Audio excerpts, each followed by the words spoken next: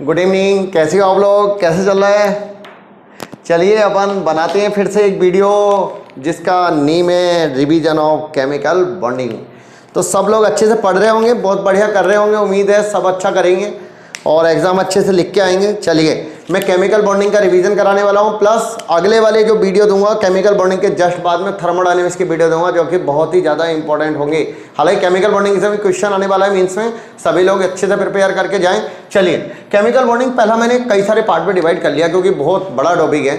छोटे छोटे वीडियो बना दिए 10-10 मिनट के, 15-15 मिनट के, जिससे कि बच्चे फटाफट देख करके आगे बढ़ जाएंगे। चलिए मैं फालतू की बातें ना करके सीधे काम की बात पर आ जाता हूं। काम की बात तो एक ही है भाई, क्या कि अपन बॉन्ड कैसे बनता है। बॉन्ड 3 टाइप में डिवाइडेड है, सभी को पता है। एक फर्स्ट वन आयनिक, देन कोवलेंट, और कोऑर्डिनेट और कोवलेंट एक ही टाइप का है, एंड देन मेटालिक बॉन्डिंग। हम लोग बात कर लेते हैं यहां पर सबसे पहला वाला पार्ट आयनिक बॉन्ड। लेकिन आयनिक बॉन्ड को अभी हम लोग यहां पर सिर्फ इतना बताएंगे कि आयनिक बॉन्ड मेटल और नॉन मेटल के बीच में फॉर्म होता है और इलेक्ट्रॉन के अपन एक एटम इलेक्ट्रॉन गेन करेगा, दूसरा एटम इलेक्ट्रॉन लॉस करेगा, उनके बीच में अपन बॉन्ड फॉर्म होगा, that will be known as ionic bond. Now जो मेन इंपॉर्टेंट पार्ट है उसी पे आ रहा हूं, सीधे सीधे कोवलेंट बॉन्ड। तो अपन कोवलेंट बॉन्ड में क्या क्या पढ़ना है, कहां से क्वेश्चन आ सकता है, क्या पकड़ हो सकती है उनके एग्जाम वालों की। कोवलेंट बॉन्ड में, कोवलेंट बॉन्ड का मतलब सबसे पहली थ्योरी यही है, covalent bond is form by the sharing of electron. सब लोग जानते हैं, मैं कोई भी लुईस डॉट स्ट्रक्चर में ड्रॉ करके नहीं दिखाने वाला, इतना टाइम नहीं है अपने पास। सीधे सीधे अपन आते हैं कि कोवलेंट बॉन्ड जो फॉर्म हो जाता है उसमें सबको पता तो होगा ही कि अपन कोवलेंट बॉन्ड ये फॉर्म हो चुका है CO2 में। बिल्कुल अपन इस तरीके से स्ट्रक्चर ड्रॉ कर सकते हैं CO2 की। ये होती है लुईस डॉट स्ट्रक्चर। कहाँ पे? ऑक्टेट लो। ऑक्टेट को कंप्लीट करते हुए हमने स्ट्रक्चर को ड्रॉ कर लिया, सभी लोग जानते होंगे। कहाँ पर ऑक्टेट लो का वायलेशन होता है, ये चीज इंपॉर्टेंट है। Violation of octet law, violation of octet law. हाँ मैं सीधे सीधे इस पर भी अपन फटाफट कर लेता हूं। दो तरह की मेन काइंड अपन पे क्वेश्चन बन सकते हैं, हाइपोवैलेंट पर, हाइपरवैलेंट पर, और ओड इलेक्ट्रॉन मॉलिक्यूल पर। हाइपोवैलेंट, हाइपोवैलेंट क्या जानते हो क्या? बिल्कुल जानते होंगे। हाइपोवैलेंट वे होते हैं जिनमें अपन सेंट्रल एटम के पास अपन 8 से कम इलेक्ट्रॉन हो, या फिर बोल सकते हैं कि अपन वे 4 से कम बॉन्ड बना रहे हो। हाइपोवैलेंट यानी कि सेंट्रल एटम है लेस देन 8 इलेक्ट्रॉन।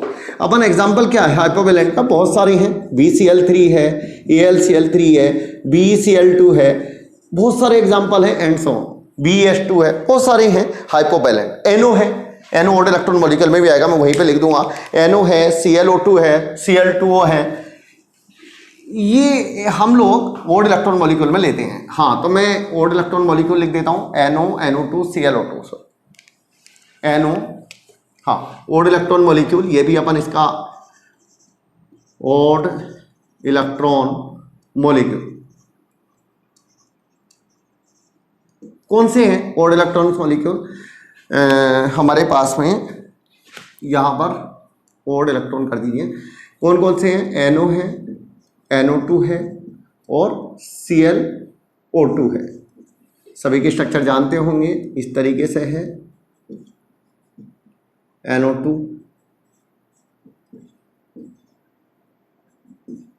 बिल्कुल ये आ गया। इसके अंदर जो ओड इलेक्ट्रॉन है वो d ऑर्बिटल में यहां से ऑक्यूपाई हो जाता है, इसके अंदर डायमर फॉर्म हो जाता है, ये दोनों डायमर फॉर्म कर लेते हैं, but upon ClO2 dimer form नहीं करता। NO और NO2 दोनों ही डायमर फॉर्म करके अपन N2O4 में चला जाएगा NO2, और N2O2 में चला जाएगा NO। कूलिंग करने पर ऐसा हो जाता है, ठीक है ना। अब आते हैं थर्ड वन, बहुत ही इंपॉर्टेंट केस, सबसे इंपॉर्टेंट केस यही है, इस पर क्वेश्चन बन जाता है, वेरी इंपॉर्टेंट केस, हाइपरवैलेंट। हाइपरवैलेंट बेटा, हाइपरवैलेंट मॉलिक्यूल्स कौन से हैं? Central atom has electrons greater than 8, या बोल सकते हैं कि सेंट्रल एटम के पास में 4 से ज्यादा बॉन्ड है। ऐसा कुछ है क्या? बिल्कुल है, एग्जाम्पल भी है मेरे पास, PCl5, SF6, SF4, SOCl2,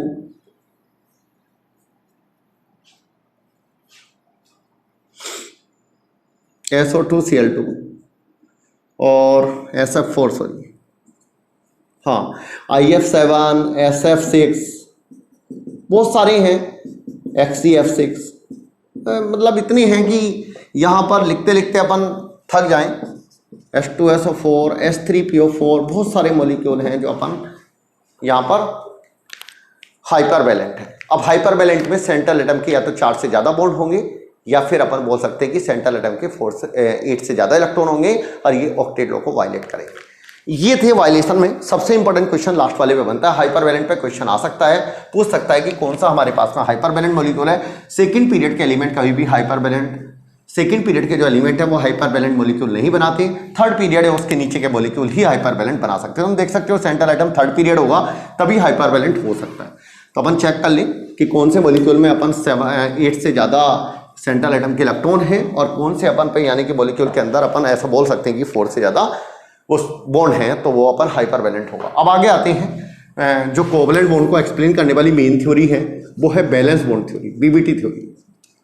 valence bond theory में सबको पता होगा कि बैलेंस बॉन्ड थ्योरी का मेन थीम क्या है, मेन अपन कंसेप्ट क्या है, मेन पर्पस है explaining of covalent bond by overlapping of atomic orbital. Explaining of covalent bond by overlapping of atomic orbital. सबको पता होगा अपन एटॉमिक ऑर्बिटल की ओवरलैपिंग कैसे होती है, ठीक है। तो कोवलेंट बॉन्ड को फॉर्म करने का BBT ने ये बात बताई कि भाई कोवलेंट बॉन्ड जो है वो एटॉमिक ऑर्बिटल के ओवरलैपिंग से ही फॉर्म हो जाता है, और उन्होंने करके भी बताया, ठीक है। अब मैं तुम्हें पूरी चीज तो डिटेलिंग में नहीं जाता हूं, मैं तुम्हें एक बार समझा देता हूं। मान लिया S और P ऑर्बिटल है, तो P में PX ले ली और X को मैंने इंटरन्यूक्लियर एक्सिस ले ली। इसमें इंटरन्यूक्लियर एक्सिस का ही रोल है।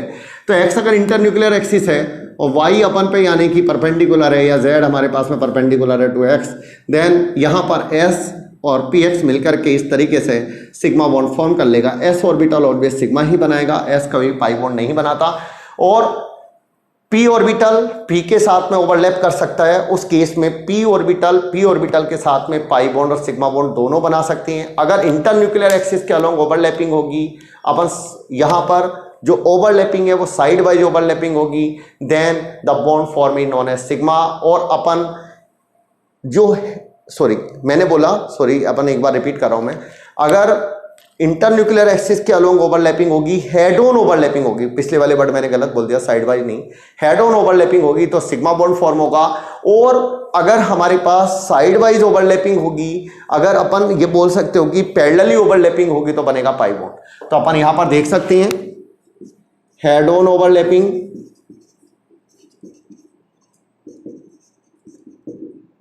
लीड टू सिग्मा बॉन्ड, और साइड वाइज ओवरलैपिंग, थोड़ा वर्ड को ध्यान रखना है, side wise overlapping will lead to pi bond.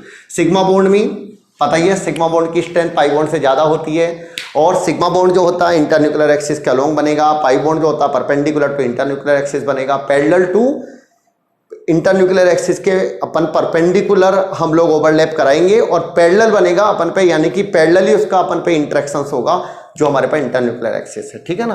तो पाई बॉन्ड सब जानते होंगे अपन, जैसे देख सकते हो ये अपन ने एक P ऑर्बिटल ले ली, ये है, दूसरी P ऑर्बिटल ले ली, तो ये अपन ओवरलैपिंग हो जाएगी ऐसे, ये हो गया सिग्मा बॉन्ड। और पाई बॉन्ड कैसे बनता है ये अपन देख सकते हो, ये पॉजिटिव निगेटिव इस तरीके से ये बन गया पाई बॉन्ड।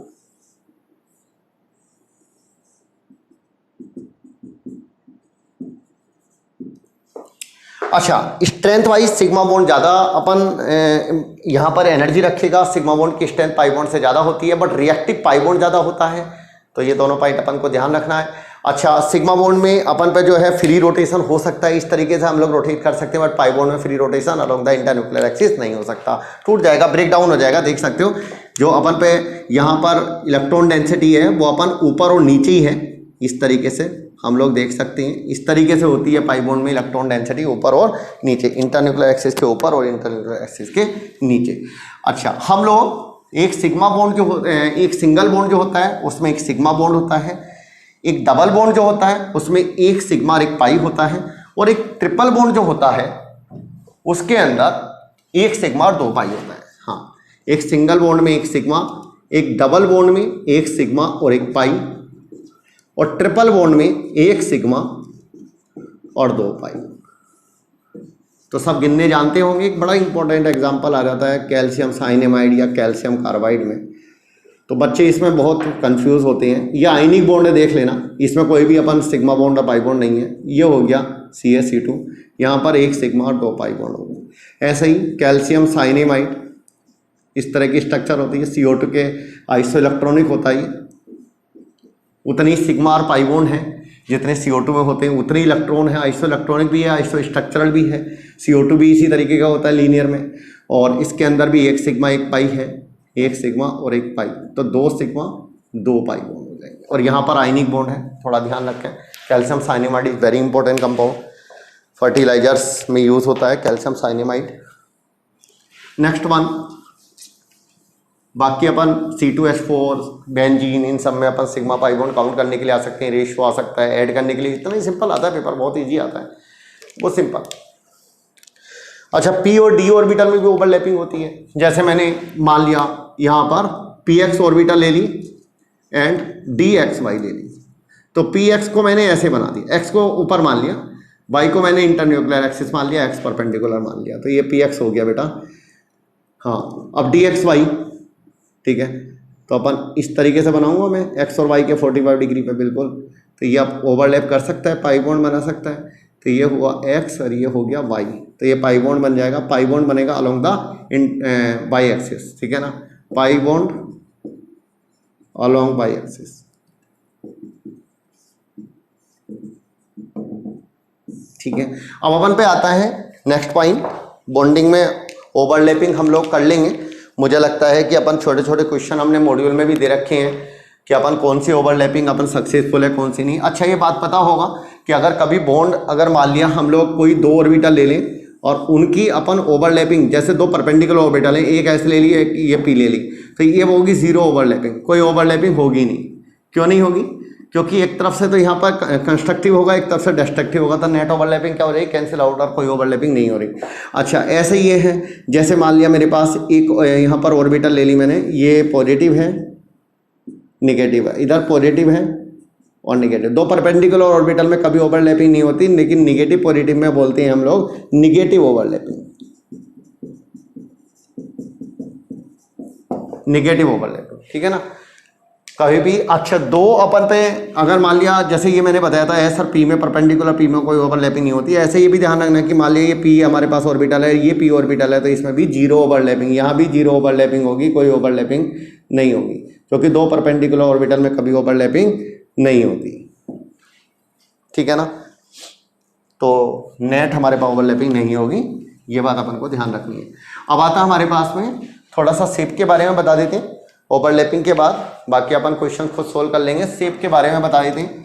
तो बच्चों को मैं शेप के बारे में बताने से पहले, अच्छा, शेप हाइब्राइजेशन सारी एक ही चीज में बता दूंगा, 1-2 एग्जांपल में। ज़्यादा अपन यहाँ पर ज़्यादा लंबा ना बना के थोड़ा छोटे में ही आ जाते हैं। तो शेप और एंड हाइब्राइजेशन,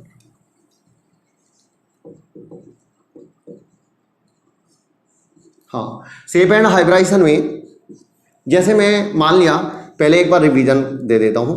AB2 लीनियर है और शेप है हाइब्राइजेशन SP, S और P ऑर्बिटल, S और PX ऑर्बिटल अपन लेंगे। AB3 हमारे पास रहेगा ट्राइगोनल प्लेनर, SP2, AB2L रहेगा हमारे पास B शेप, बेंट भी बोलते हैं इसे, ठीक है ना। हाइब्राइजेशन होगा अगेन SP2, और ये सारे के सारे अपन प्लेनर होंगे, ठीक है, हाँ, प्लेनर लिख दीजिए। AB4 ये होगा टेट्राहेड्रल, हाइब्राइजेशन होगा SP3, SPX PY PZ। AB3L ये अपन पे नॉन प्लेनर होगा। AB3L ये होगा हमारे पास पिरामिडल,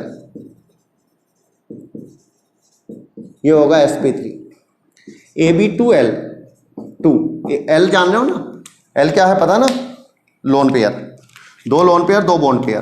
तो अपन ये क्या रहेगा, AB2L2 होगा B शेप, अगेन बेंट, ठीक है, हाइब्राइजेशन अगेन SP3, ठीक है।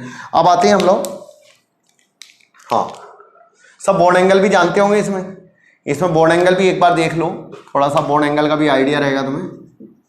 180, 120, approx 120, 109 degree 28 minute, 109 degree 28 minute से लेस, इसमें 109 डिग्री 28 मिनट से और लेस हो जाएगा। ठीक है, तो ये अपन हो गया। हाँ, थोड़ा सा अपन आगे आ जाते हैं फटाफट, पॉज करके एक बार देख लेना अगर अपन को रिवीजन करना होगा तो दोबारा से। मैंने सब हटा दिया है। Next one AB5। अच्छा, उसमें से AB2L2 में लिख लेना, AB2L2 प्लेनर है, रिमेंबर इट, AB2L2 प्लेनर है। AB5 में ट्राइगोनल बाई पिरामिडल,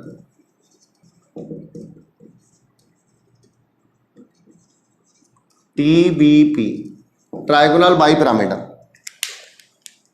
ठीक है, इसके अंदर क्या हाइब्रिडाइजेशन होगा, sp3d, और इसमें d ऑर्बिटल कौन सी लेनी है, s, px, py, pz और dz स्क्वायर।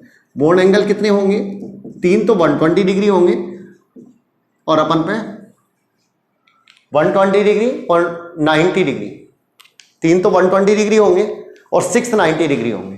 ठीक है ना, 3 और 6। ठीक है, बाकी अपन स्ट्रक्चर जानते होंगे AB5L की, ये स्ट्रक्चर होती है, बाकी सबकी स्ट्रक्चर मैंने ड्रॉ नहीं की है, ये होती है। ठीक है ना, AB4L क्या होती है, सीसा से। हाँ, तो एक जगह लोन पेयर आएगा पता है, और कौन सी पोजीशन पे आता है लोन पेयर पता ही होगा, इक्वेटोरियल पोजीशन पे। ये इक्वेटोरियल होती हैं 3 जो मैंने अभी ये पॉइंटेड की हैं, और ये अपन पे यहाँ पर एक्सेल होती हैं। तो इक्वेटोरियल पोजीशन पर ही लोन पेयर आना है, कहीं भी लगा दीजिए, यहाँ लगा दिया मैंने। ठीक है, और हाइब्रिडाइजेशन अगेन sp3d, वही ऑर्बिटल, बॉन्ड एंगल 120 से थोड़ा सा लेस हो जाएगा, 90 से थोड़ा कम हो जाएगा, सीसा होगा। ठीक है, नेक्स्ट वन AB, यहाँ पर इसका एग्जाम्पल बड़ा इंपॉर्टेंट है, SF4 याद रख सकते हो, SF4X यहाँ पर। नेक्स्ट वन AB3L2, हाँ, इसका T शेप होगा, A, यहाँ पर B ले लीजिए, ये B ले लीजिए, ये B ले लीजिए, 2 अपन पे यहाँ पर लोन पेयर हो गए। हाइब्रिडाइजेशन अगेन sp3d, और इसका अपन एग्जांपल होगा हमारे पास ClF3, और ये प्लेनर होगा। हाँ भाई, AB2L2 भी प्लेनर था। लास्ट वन AB2L3, बिल्कुल ये होगा लीनियर। बहुत बार आ चुका अपन क्वेश्चन एग्जाम में, लीनियर। मैं इधर बना रहा हूँ डायग्राम इसका, ऊपर नीचे B होगा, और इधर हमारे पास तीनों जगह लोन पेयर होगा। हाइब्रिडाइजेशन अगेन sp3d, और एग्जांपल है I3 माइनस ICl2 माइनस, बहुत सारे एग्जांपल हैं इसके, Br3 माइनस ये, और ये अपन परपेंडिकुलर 180 डिग्री। ठीक है ना, बाकी तो सब चीज़ें हैं, ये भी प्लेनर है। ठीक है, बाकी अपन लास्ट वन केसेस 2 और हैं, उनको देखें।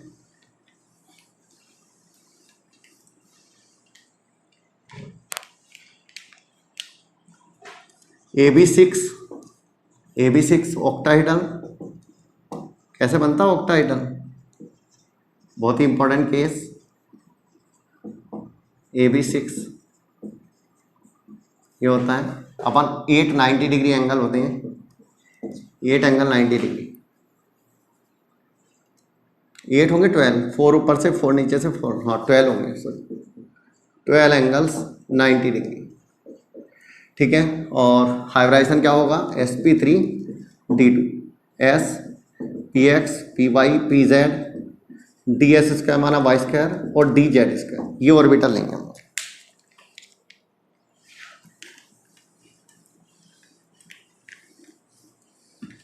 ठीक है, AB5L,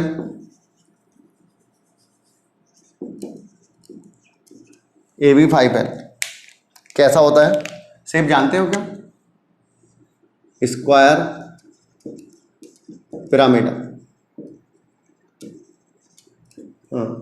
एक लोन पेयर लगा दीजिए, कहीं भी लगा दोगे बराबर ही बात है, क्योंकि सभी 90 डिग्री इसके अंदर थे। हाइब्रिडाइजेशन अगेन sp3d2, यही शेप होगी, और इसके अंदर अपन 2 तरह की कंडीशन रहती हैं। 8 एंगल 90 डिग्री के होंगे अगर हम लोग यहाँ पर इस लोन पेयर का रिपल्सन नेगलेक्ट कर देंगे। 8 एंगल 90 डिग्री, ध्यान रखना 8 एंगल 90 डिग्री का लोन पेयर का रिपल्सन अपन बॉन्ड पेयर के साथ में नेगलेक्ट करेंगे। और अगर लोन पेयर का कंसिडर कर लिया तो फिर कोई भी एंगल 90 डिग्री नहीं होगा, जीरो आंसर होगा। AB4L2 बहुत इंपॉर्टेंट केस था ये वाला, BRF5 इसका एग्जांपल है, आता रहता है ये, अपन जेईई एडवांस में भी आ चुका है। तो AB4L2 स्क्वायर प्लेनर, हाँ दोनों जगह अपन ऊपर नीचे लोन पेयर लगा दीजिए। हाइब्राइसन sp3d2 एग्जाम्पल है हमारे पास XCF4 ICL4 माइनस, ठीक है। इसके अंदर अपन 490 डिग्री एंगल होंगे और इसके अंदर बता ही दिया था मैंने 8 एंगल 90 डिग्री के रहेंगे अगर लोन पेयर का रिपल्सन नेगलेक्ट करेंगे, और अदरवाइज 0 एंगल होंगे 90 डिग्री के। इसके अंदर अपन 4 एंगल 90 डिग्री के, और ये अपन प्लेनर भी है। हमारा लास्ट केस है AB7, हम लोग ऊपर से बनाएंगे फटाफट, पोज कर लीजिए तुम लोग। लास्ट वन केस AB7,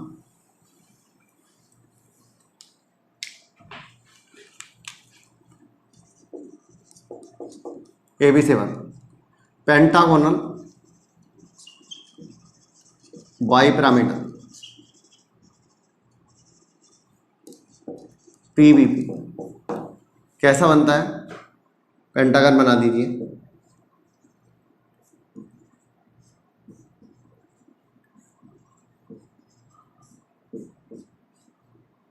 बिल्कुल ऐसे, या कितने एंगल होंगे अपन इसके अंदर, जो 90 डिग्री एंगल होंगे ऊपर से 5 होंगे और नीचे से भी 5 होंगे, ठीक है ना। 10 90 डिग्री के एंगल होंगे, 10 एंगल्स ऑफ 90 डिग्री, ठीक है ना। 5 ऊपर से 5 नीचे से, क्लियर।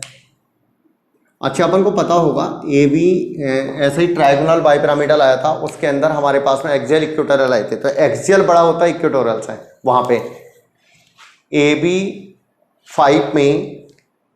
AB5 में जहाँ पर अपन ट्रायगोनल बाइपिरामिडल है वहाँ पे एक्सियल बॉन्ड लेंथ इक्वेटोरियल से बड़ी होती है, बट इसमें अपन उल्टा हो जाता है, इक्वेटोरियल एक्सियल से बड़ी होती है। ये इक्वेटोरियल होती है अंदर वाली, और इसके अंदर अपन पर 72 डिग्री के बॉन्ड एंगल भी होंगे। 360 को अपन 5 से डिवाइड कर देंगे अपन 72 डिग्री, ठीक है ना।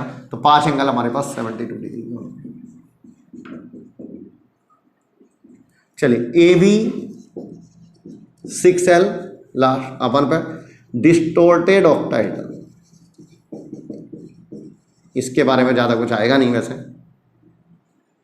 अच्छा, और ये वाला जो है डिस्टोर्टेड, एक जगह लोन पेयर लगा दीजिए अपन।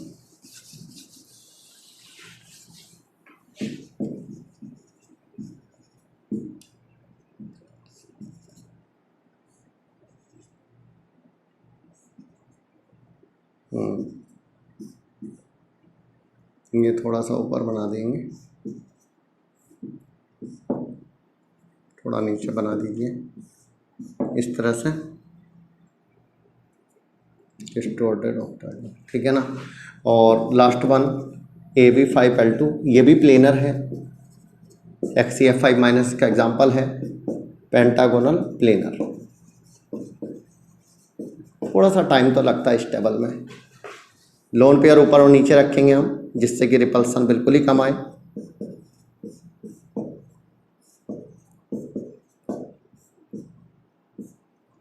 एग्जाम्पल है XCF5 माइनस। तो ये है, अब तो मैं एक दो एग्जांपल दे देता हूँ मैं। कई बार क्वेश्चन आएगा कि अपन, जैसे मैंने अभी BRF5 लिखा, ये बहुत इंपॉर्टेंट केस था, तो एक बार तो मैं उसको सिखा देता हूँ कि कैसे निकालना है। शेप पूछ सकता है अपन, हाइब्राइसन पूछ सकता है, एंगल के बारे में पूछ सकता है। इस टेबल से रिलेटेड काफ़ी क्वेश्चन बन जाते हैं। इस टेबल का नाम था हाइब्राइसन एंड वेस्पर थ्योरी। अपन आराम से इसको प्रिपेयर करके जाएं और क्वेश्चन का अपन एंजॉय करें, लुत्फ उठाएं बढ़िया से। तो एग्जांपल देख लीजिए, मैं एक एग्जांपल ले लेता हूँ। मेरे पास एक एग्जांपल है XCOF4 और एक है BRF3। चलिए BRF5 छोड़ दिया मैंने, XCOF4। तो अपन इसमें ज़ीनोन सेंट्रल एटम है, सबको पता होगा। ऑक्सीजन को मैंने यहाँ लगा लिया, फ्लोरीन ऑक्सीजन डबल बॉन्ड से जोड़ना है। तो ज़ीनोन के अपन को पता होगा कि यहाँ पर 6 इलेक्ट्रॉन हो चुके हैं, 4 और 2 6, तो 2 इलेक्ट्रॉन बचे। ज़ीनोन पे एक लोन पेयर हो गया। कितने अपन लोन पेयर, एक है। बॉन्ड पेयर कितने हैं, 1 2 3 4 5 बॉन्ड पेयर, और लोन पेयर 1 है, 5+1 स्टेरिक नंबर हो गया 6, हाइब्राइजेशन हो गया sp3d2। इतना ही बताऊंगा यार, अभी तो इतना ही हो पाएगा। हाइब्राइजेशन स्टेरिक नंबर से निकाल लेंगे हम लोग। Bond pair plus lone pair का जो सम है, bond pair plus lone pair का जो सम है that will provide you steric number 6 है, हाइब्राइजेशन sp3d2 आएगा। और क्योंकि ये शेप क्या आएगी, ये सेंट्रल एटम में एक प्रकार से अपन ए एटम इसे मान लिया, बी से मान लिया सारे सराउंडिंग एटम को, तो AB5L ये हो गया। और ये शेप क्या होती है मैंने बताया हुआ, स्क्वायर पिरामिडल। ठीक है, VRF3 और ले लीजिए, इसका अपन को बताना है। तो VRF3 में अपन सेंट्रल एटम जो होता है, ब्रोमीन के पास 7 इलेक्ट्रॉन होते हैं, 3 फ्लोरीन को शेयर कर दिए उसने, तो अपन 4 यानी कि 2 लोन पेयर बचे। 2 लोन पेयर को अपन इस पोजीशन में लगा दिया मैंने, और 3 फ्लोरीन इस पोजीशन में लगा दिए। इसका मतलब ये हुआ 2 लोन पेयर और 3 bond pair, 3 bond pair 2 lone pair. AB3L2 कैसा होगा, ये होगा हमारे पास T शेप, बिल्कुल हाइब्राइजेशन हो जाएगा sp3d, बिल्कुल अपन देख लीजिए sp3d T शेप, और 2 लोन पेयर और 3 बॉन्ड पेयर, ठीक है ना। और ये प्लेनर होता है, पता होगा, मैंने नोट्स में लिखवा दिया है, नोट्स में सारे प्लेनर लिखवा दिए, प्लेनर पे भी क्वेश्चन आता रहता है। तो सभी लोग अच्छे से केमिकल बॉन्डिंग का ये वाला पार्ट करके जाएं। अगले वाले में हम लोग डाइपोल मोमेंट लेने वाले हैं और मॉलिक्यूलर ऑर्बिटल थ्योरी लेने वाले हैं। थोड़ा सा हम लोग यानी कि वीक इंटरमोलिकुलर फोर्सेज जो होते हैं उनको बताने वाले हैं, हाइड्रोजन बॉन्डिंग बताने वाले हैं। ये 2 वीडियो का अपन अगला वाला भी रहेगा। तो एंजॉय करें, अच्छे से पढ़ाई करें, मन लगा करके। मिलते हैं हम लोग नेक्स्ट वीडियो में। यूट्यूब चैनल को अच्छे से सब्सक्राइब करें, मजे लें, हम लोग पढ़ाई करें बढ़िया से। Thank you.